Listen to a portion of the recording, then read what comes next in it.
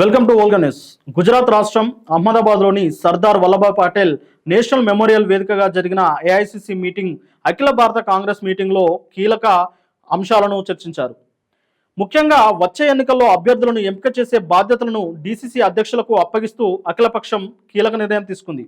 ఈ సమావేశంలో కాంగ్రెస్ పార్టీ జాతీయ అధ్యక్షుడు మల్లికార్జున ఖర్గే మాట్లాడుతూ కేంద్ర ప్రభుత్వంపై తీవ్ర విమర్శలు గుప్పించారు. ఎన్నికల సంస్థలలో కేంద్రం జోక్యం చేసుకుంటుందని, ఎన్నికల కమిషన్ను తనకు ఇష్టానుసారంగా వాడుకుంటుందని వ్యాఖ్యానించారు. అలాగే ఈవీఎంలతో అక్రమాలకు పాల్పడుతుందని వారు చెప్పారు.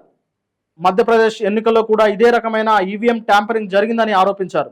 అభివృద్ధి చెందిన దేశాలే బ్యాలెట్ విధానాలను అనుసరిస్తుంటే ఎన్డీఏ ప్రభుత్వం ఎందుకు ఎలక్ట్రికల్ మిషన్లను అమ్ముకుంటుందని దేశ ప్రజలు అర్థం చేసుకోవాలని ఆయన వ్యాఖ్యానించారు. ఈ సమావేశంలో ఏఐసిసి మొత్తం 7 తీర్మానాలను ఆమోదించారు. అందులో 1 రైతుల హక్కుల కోసం పోరాటం చేయడం, 2 దేశంలో విద్వేష రాజకీయాలపై పోరాటం చేయడం, 3 కార్మికుల కర్షకుల హక్కుల కోసం పోరాటం, 4 సామాజిక న్యాయం కోసం పోరాటం చేయాలని, 5 సమాజంలో అసమానతలు అంతరాలపై పోరాటం చేయడం, 6 హింసా మతతత్వానికి వ్యతిరేకంగా పోరాటం చేయడం, 7 గాంధీ నెహ్రూ పటేల్ల విడదీయరాని బంధం, అలాగే శత్రుత్వం విభజన శక్తులను ఎదుర్కోవడం లాంటి అంశాలపై వారు తీర్మానించారు. అలాగే పార్టీ కార్యకర్తలకు తగిన మోటివేషన్ ఇవ్వాలని ఇందులో సూచించారు. కాంగ్రెస్ పార్టీ జిల్లా అధ్యక్షులకు కొన్ని ముఖ్యమైన అధికారాలు కూడా ఇవ్వనున్నట్లు చెప్పారు. దేశంలో ఎక్కడ ఎన్నికలు జరిగినా కాంగ్రెస్ సత్తా చాటడానికి పుంజుకోవాలని వ్యాఖ్యానించారు. ఈ ఏడాది చివరిలో బీహార్ అసెంబ్లీ ఎన్నికలు జరగనున్నాయి. అలాగే 2026లో అస్సాం, కేరళ, తమిళనాడు, పశ్చిమ బెంగాల్ రాష్ట్రాల్లో అసెంబ్లీ ఎన్నికలు జరగనున్నాయి.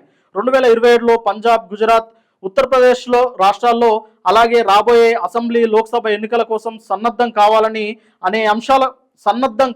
అనే అంశాల గురించి ఈ సమావేశంలో చర్చించారు.